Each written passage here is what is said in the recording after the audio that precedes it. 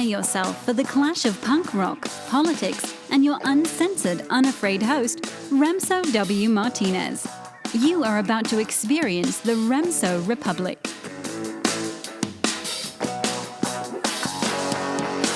Ladies and gentlemen, welcome to another episode of the Remso Republic. I'm your host, as always, Remso W. Martinez. Thanks for tuning in this week. So, believe it or not, I do manage all of my social media, except Pinterest. I let my producer handle that. And just by the way, if you feel you're not getting the full Pinterest experience, do understand I'm in charge of the sriracha board, so all those recipes are me. But other than that, I check everything.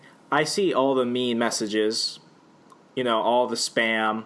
I see the letters and emails from Becky from Nigeria asking for $12,000 for a kidney transplant.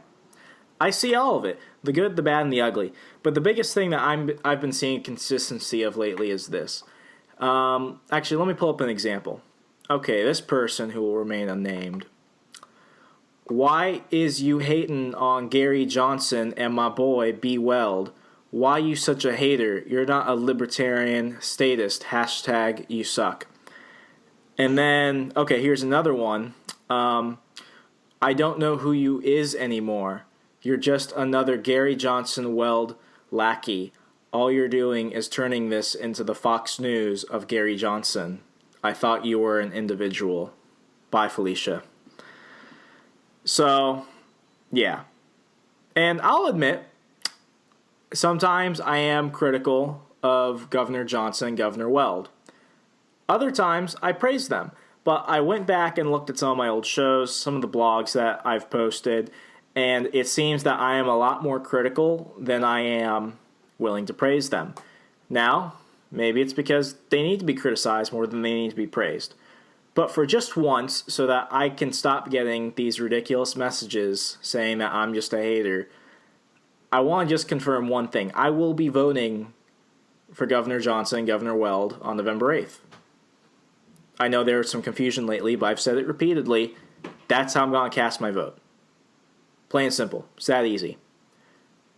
And I don't think that I've done a good enough job at providing the reasons why I think you should consider that too. So now what we're going to do is we're not going to focus on just why I think you should. We're going to talk about how people who are a lot more active in the Libertarian Party feel that they should pitch you team governor. So for this, I brought on the Libertarian Party of Loudoun County Vice Chair and my friend Brian Suojanen. Brian Suojanen is a tech expert. He's a former candidate for Virginia House of Delegates, and he's been an active member of the Libertarian Party for the past, I want to say, 15, 16 years. Is that right, Brian? Yeah, that's about right, yeah. Perfect. So, Brian, everyone says that I'm a hater. I'm just being mean to Gary and Bill. What? I know you read some of my stuff every once in a while. Would you agree with that? Oh, yeah, absolutely. Yeah, I pay attention to you. So, I think others should, too. Thanks, man. So, let's assume that I'm just your regular apathetic millennial voter. I know nothing. I'm a clean slate. I'm the perfect person that you want to run up to before the Republicans or the Democrats do.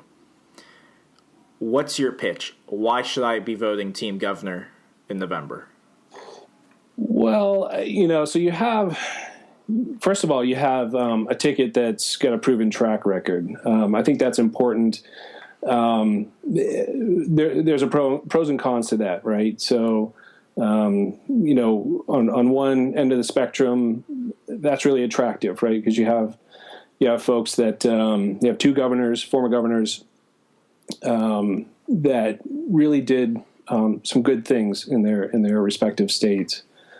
And then on the other end of the spectrum, you could accuse them of being, sort of not necessarily outsiders or not, they're particularly Weld, are establishment, right? So you could have that criticism as well. But I see it somewhere in between. You have two successful governors that, are not necessarily career politicians. Certainly Gary fits that mold. And I've actually talked with him, and his thing is, I don't want to be a politician. I just want to help people. And I think that comes out when he's talking to folks. Weld has had a successful career outside of politics as well, but certainly in politics, and I think they complement each other pretty well. And I think it's a good ticket for folks that feel disenfranchised with the establishment. And I think it's the millennials' best chance to get somebody that actually is that will sort of vote in their interest. Particularly folks that there's a lot of young folks that are. There's something appealing about Bernie Sanders, and it's, you hear it often that he's an outsider. Well, that's it's absurd because he's been in politics for over, I think, 35 years. But there's something attractive about him to younger folks. His message reaches out to them, and I think the Libertarian ticket has some of that in it. Trying to end crony capitalism, for example, some of the more nuanced issues around social issues. I think there's common ground. So I think those folks could find the ticket quite attractive. And then on the other end, if you find yourself more conservative, I think you find something pretty conservative in both Gary and Governor Weld. In terms of sort of the fiscal issues, and so I think they have broad appeal, I think it's the best chance for millennials to have their voice heard in politics in 2016. Yeah, I mean, the first two things that come to my mind, I agree with you on all those parts. I mean, the Cato Institute has labeled Gary Johnson and Governor Weld some of the best governors of the 20th and 21st century. I mean, that's a title far and few between earned. Yeah. But that's an accomplishment in itself. Yeah, and the thing that I keep having to remind myself when I get a little frustrated with Gary and Bill on TV is, fact number one, Gary's not Donald Trump. Fact number two, Gary's not Hillary Clinton. So those two things usually keep me pretty, dead-eyed, centered at this point. Yeah. But it's the fact that with the way that things have been going recently, we have two utterly insane candidates. We have Hillary Clinton, who escaped possibly one of the biggest scandals of the last decade. Yeah. We have Donald Trump that couldn't make money off a casino in Atlantic City. And then you have Bill Weld and Gary Johnson. They're just two regular guys. Yeah. Hustling like me and you, They're just trying, just trying to get the electorate on their side. Yeah. Win a few votes here and there, get on the ballot. And that's the incredible thing about them. It's of all the years where the establishment would say something like, oh, the libertarians are crazy. Oh, the libertarians are fringe. Oh, the libertarians never nominate someone who's actually held office. Governor Weld and Gary Johnson hold more experience between the two of them than Donald Trump and Hillary Clinton combined. Yeah, absolutely. This is the first time in decades we've seen two governors alone on the same ticket. Yeah. I and it's important because, we need to win. Libertarians need to win, or anybody who's interested in the liberty movement, whether you're conservative or, I even occasionally bump into somebody who's liberty-minded and considers himself a liberal, So anybody who sort of sees himself in that camp, we have a really strong, we have strong candidates for that. And so, this opportunity may not happen again, and I think maybe later on in the conversation, you and I will get into it a little bit about some of the strife just within the Libertarian Party over the nomination of this particular ticket. You cannot avoid that landmine at all. Absolutely. But, I'm on the camp that's like, let's go with this. Let's get in. Let's go all in. And, we're not electing the next greatest libertarian, right? We're trying to win a presidency here and a vice presidency. And we're trying to move the needle towards liberty. And I feel as though Gary Johnson has always, advocated for that. You and I could argue over some of the smaller issues, but in the grand scheme of things, he is far more liberty-minded than the other two candidates that represent the old parties, right? Exactly. In Weld, he brings a certain savvy to the ticket that has been lacking over the years, and it's a great opportunity for us. Agreed. So, Brian, we are going to pick up on that one topic that is kind of like a landmine in libertarian land. But real fast, we're going to go ahead and take a quick commercial break. Folks, you're listening to the Remso Republic. Hang on tight, and we'll be back in a minute. Take the show on the go by subscribing to the Remso Republic on iTunes, SoundCloud, Stitcher, TuneIn, Google Play, and YouTube. Don't be left out. For years, the Republican and Democrat parties have used social issues and crises to keep us at odds with one another. They've divided us into groups and pit each group against the other, while those in government have together collaborated to strip us of our liberty little by little. In 2009, I decided to do something about it, and the Rupert for Senate campaign was born. Government of, by, and for the people requires our participation, not as voters, but as leaders and decision makers. But the parties have made it all but impossible for real, ordinary Americans to do so. So this average American has, since 2009, worked to give the voters, at least of Ohio, a choice outside the parties. The message is simple. The Constitution protects every American equally, but it's powerless to protect itself. That's our job, and it's time we take it seriously. I'm Scott Rupert, independent candidate for Ohio's U.S. Senate, and I approve of this message.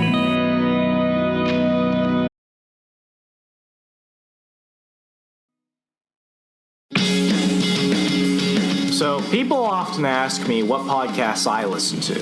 When I'm not listening to old episodes of my own, that is. There are many great out there. There are some that are entertaining, funny, you learn from them. They just give you a great insight you're not going to hear anywhere else. But there's one show that really comes to mind when I think of where to get your starting ground and understanding what open minds and open markets mean. It's actually the show that I listened to when I first started learning about libertarianism. It's the Lions of Liberty podcast with its host, Mark Claire.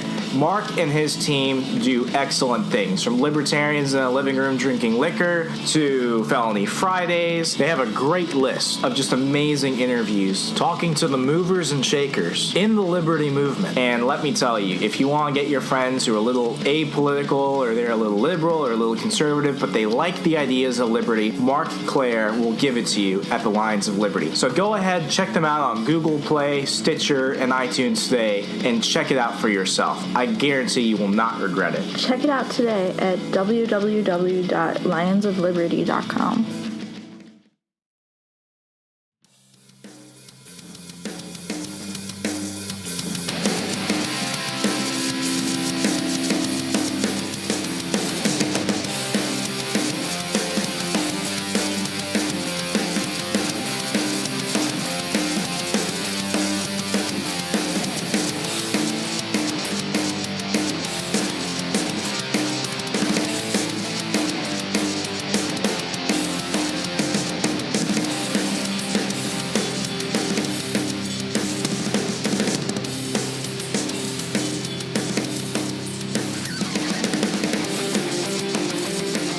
Folks, welcome back to the show.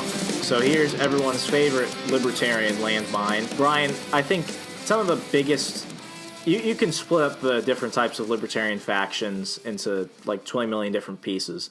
But here's what I see after watching the convention, and I know neither of us were there, but just watching it, what you could see were two very distinct factions of the party. You saw the pragmatic, more soft-spoken side, which elected Gary Johnson, and then you have the more, I'm not going to say radical in the radical caucus sense, but the more radical, like we need something completely different than anything anyone else has ever seen. Now, obviously, Gary and Bill represent the pragmatic. We just need someone to appeal to non-libertarian type of people. And then we have people who I endorse. I liked Kevin McCormick because unlike Gary Johnson, who stands up on stage like that one Miss America that kept talking about why people in Nairobi couldn't spot America on the map and all that jazz. Okay. Recent polls have shown a fifth of Americans can't locate the U.S. on a world map. Why do you think this is?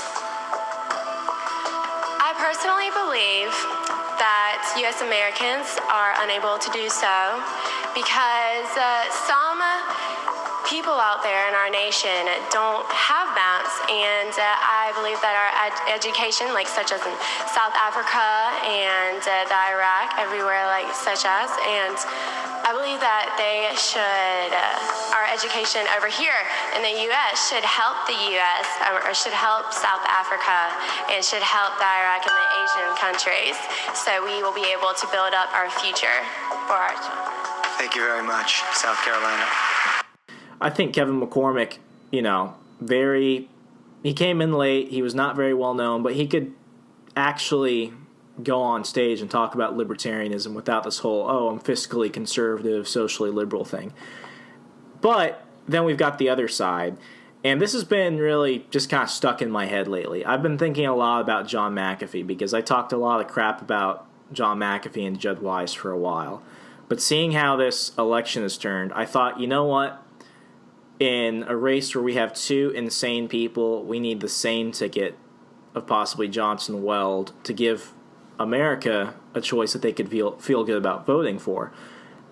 But something I've realized, and I don't know if you agree with me or not, but I think the electorate's just generally insane. Well, like you said, we weren't there. And I would go and say, to me, the division is between the radical caucus and the pragmatists, and I think that's okay. I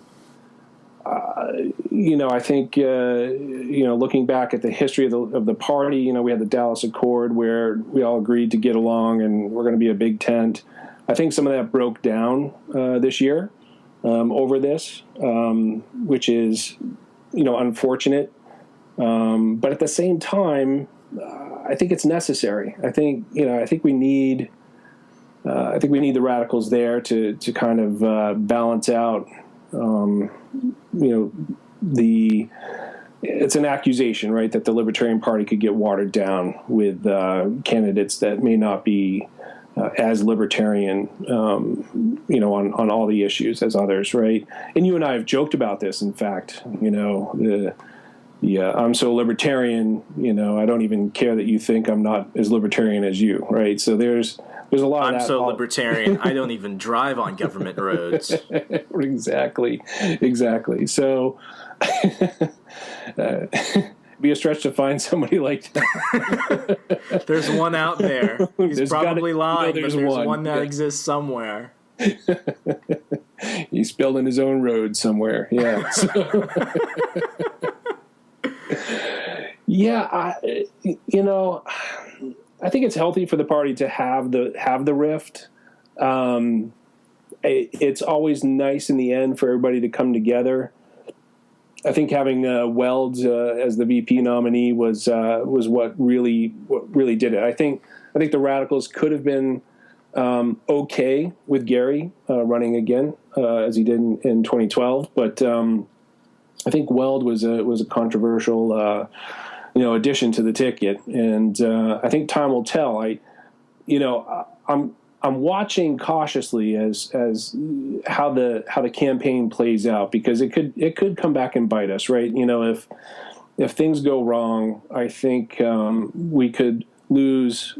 While this could be a great opportunity for the Libertarian Party, at least in 2016, I think when I think about the party specifically, I think things could get harder. Say in 4 years from now, when we go to elect or nominate our next candidate, things could be even uglier, right? A little bit more stress, a little bit more on the line for those who have been really invested in the party for a long time. So I really hope that the Johnson Weld campaign stays true to their message that they had in Orlando, and that, in fact, that they improve upon that message, and that through this, they become stronger libertarian candidates, and so that come 2020 when we nominate our next candidate, there'll be a little less strife, I guess, inside the party. But we'll see. I mean, it could go south, right? And it could bite us. And there's always that risk that, the radicals could say, we told you so. I'm sure that that's not going to happen, but I'm cautiously optimistic, I'd say. Yeah, I completely understand, and I've never necessarily been a fan of just being a party man. Right. But people have asked me, why do you maintain your Libertarian Party membership? You've talked so much crap about them. Why do you still advocate for the Libertarian Party more than the others? Why do you still want to be part of the political process that goes against you? And, it's because of the work that people are putting in. And I brought up John McAfee earlier. I thought the guy was just a giant scammer, and I don't know John McAfee. I have not spoken to John McAfee. This is just me. But what we've seen is that the guy is staying, and the guy actually meant what he said, what he was preaching, and that he's investing in the party in ways that I think are very revolutionary.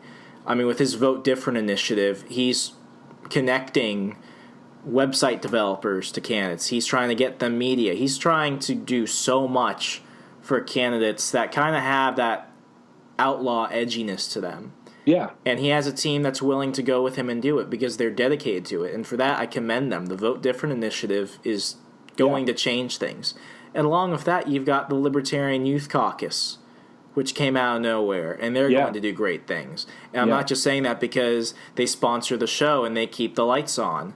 But, tip of the hat to LYC. But we have so many smart people jumping in. I mean, when it was coming to the LP chairman race, you endorsed Nick Sarwark, but I endorsed Charles Perrello. He was a guy that had not been in the LP for a while, and that kind of made me a little suspicious, but he was dedicated to what he was doing, and he has a great message, and he's sticking to what he said he was doing. He's staying involved. We have all these great people coming in that outnumber the morons like that killing Satanist in Florida. And it keeps me optimistic to a degree. Yeah, absolutely. And I'll admit, I'm always skeptical of anybody new that kind of comes in and says, and it happens at any party, right? You get people that come in and they just come in too hot, right? They come in and they do everything and they get all excited because, they're finally engaged, politically. And then they burn out, right? And so I've seen it. I've been involved in the party, some years more active than others, but I've seen it over the last 15 years. People come in, they make some noise, and then they burn out and disappear. And I don't blame them, but I always worry about that. When McAfee coming into the party, I was a little skeptical. It was interesting because it brought some attention to the party. But we had a lot of great candidates this year, frankly. Maybe not all the campaigns were representative of the candidate themselves. With Austin Peterson, for example, I think he's a really strong advocate for liberty.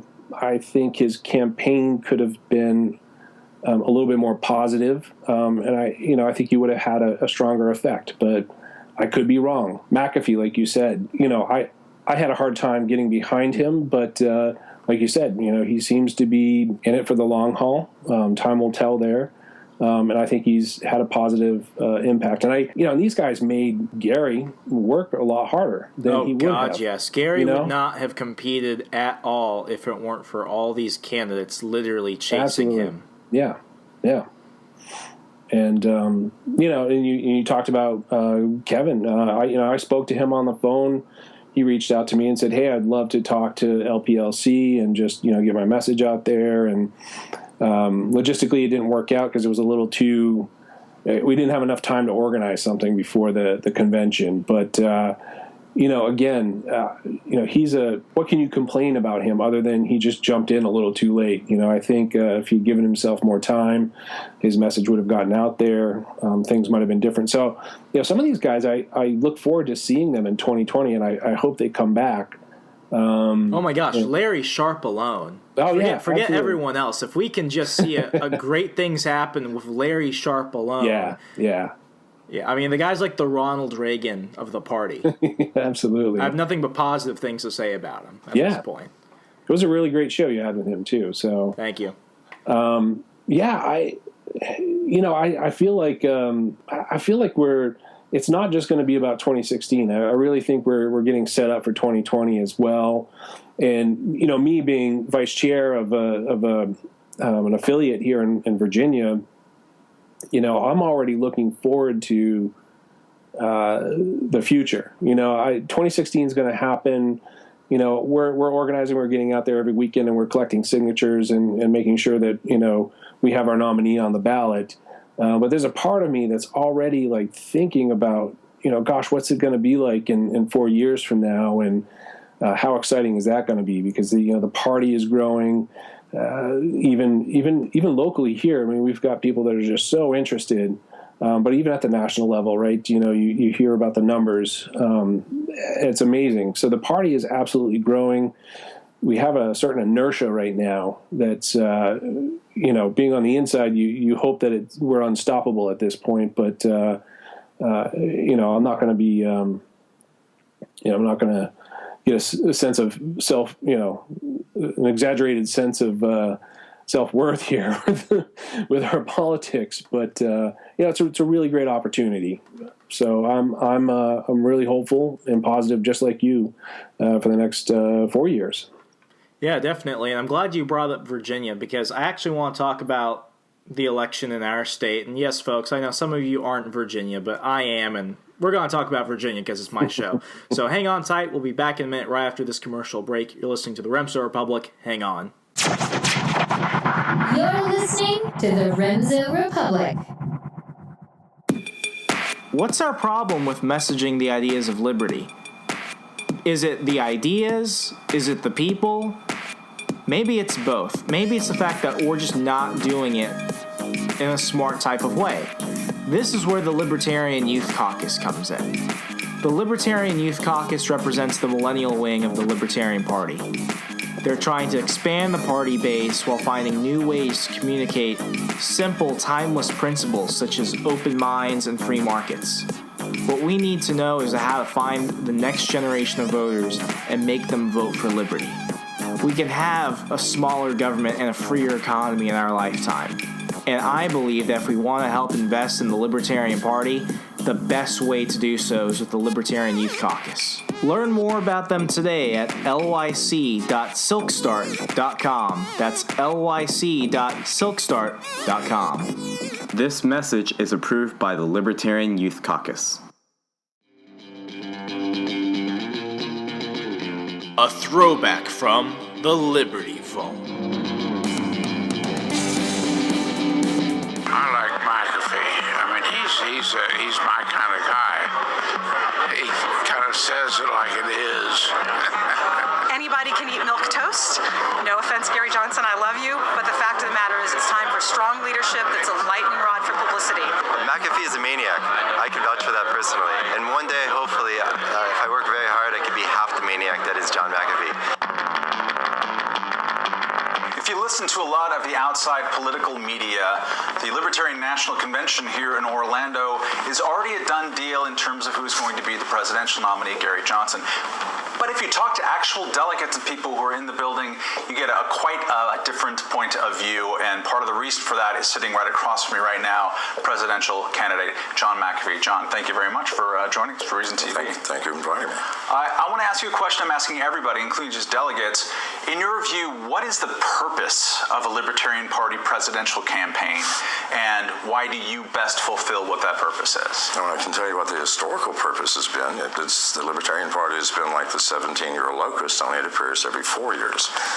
Proffers a Libertarian candidate for president and disappears for 4 years. I'm not making fun. I'm just saying this is how many people perceive the actions of the party. Well, that's doing no one any good. Meanwhile, there are local candidates. If you were at the debate last night, you heard me say, I'm not going to win. Be real. And for those who are supporting me, I'm not dissing you, and don't lose hope, because there's a different way of winning. It's not going to happen, please. Now, we're all deluding ourselves. In private, I hear people say, there's no chance. Of course not. Of course not, because we have a system that's been in place for hundreds of years that has grown into an ossified machine. It's not about personalities. Do you think it matters whether Hillary or Trump gets elected? If you do, you haven't watched the results after the previous elections of every presidential election for the past 60 years. In all cases, the American people lose something. It's not us against Hillary or Donald Trump or the Democrats or the Republicans. It is us against this ridiculous, twisted, sick machine that created them.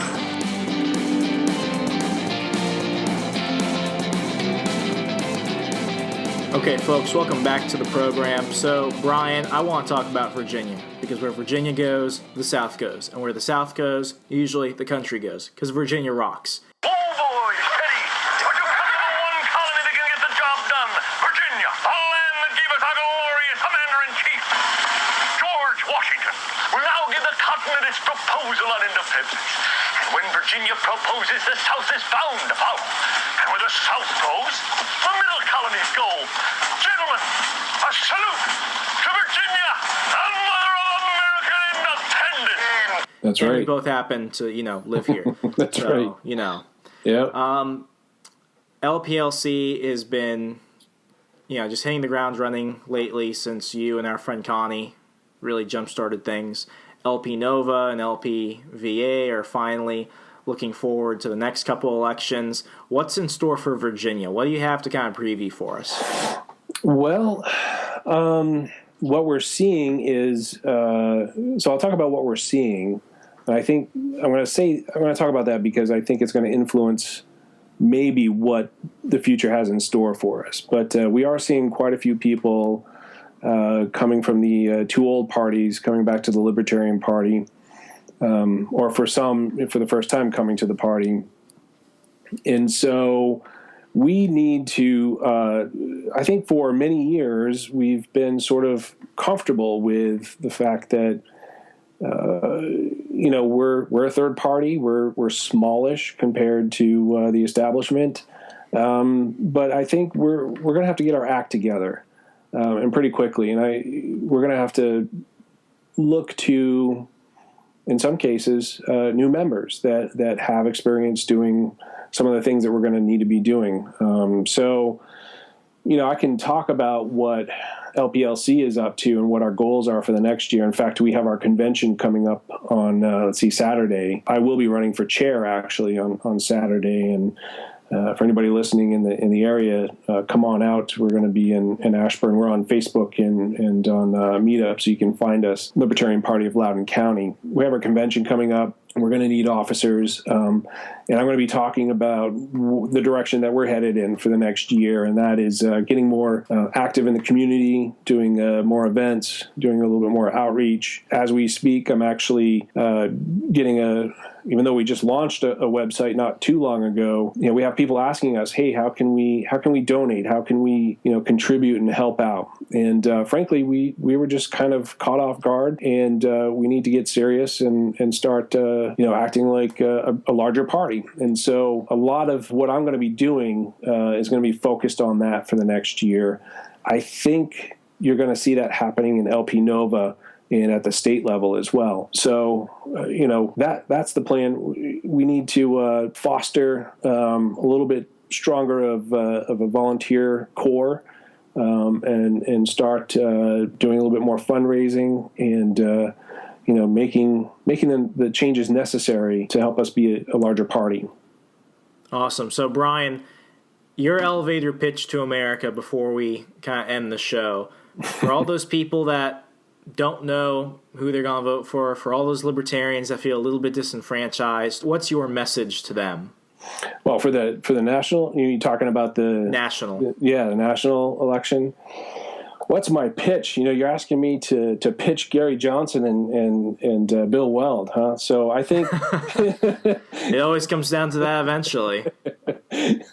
That's tough.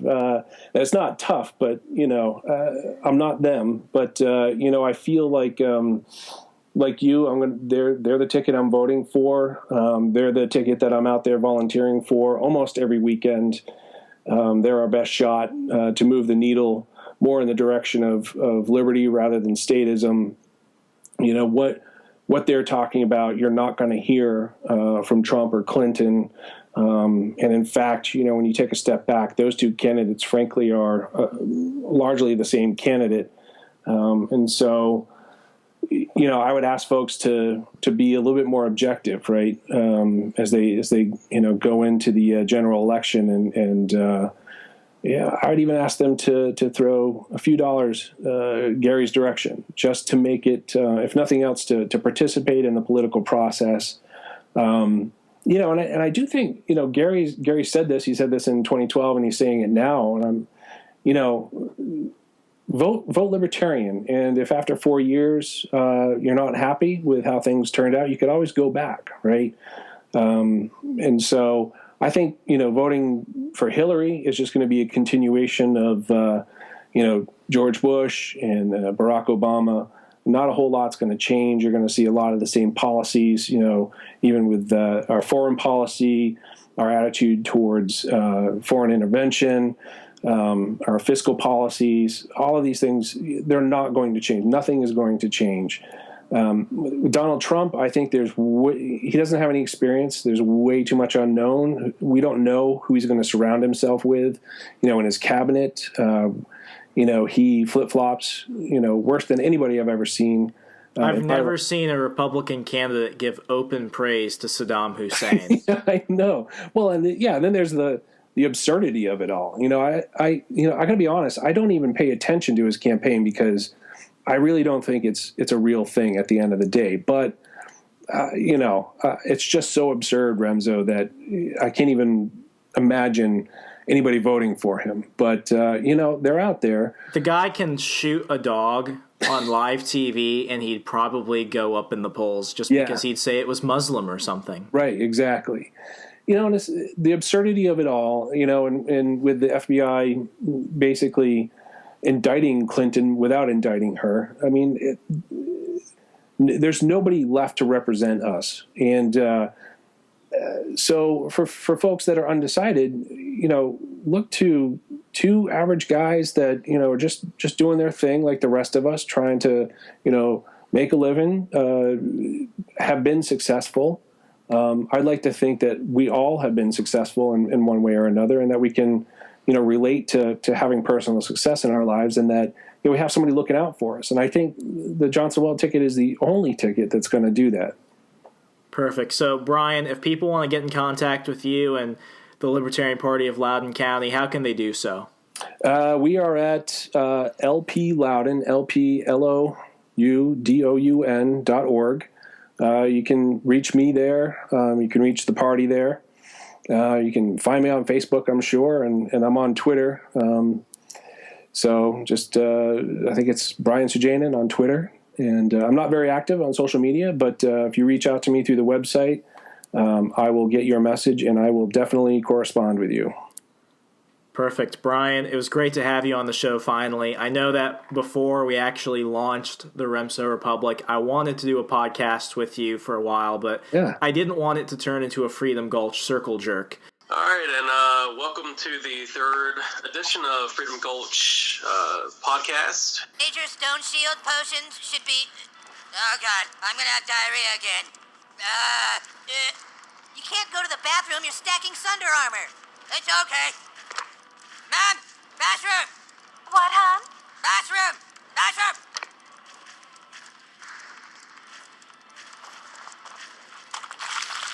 Oh, that's a big boy, isn't he? All right, Kenny, drink your elixir of the mongoose. Today, it's just three of us.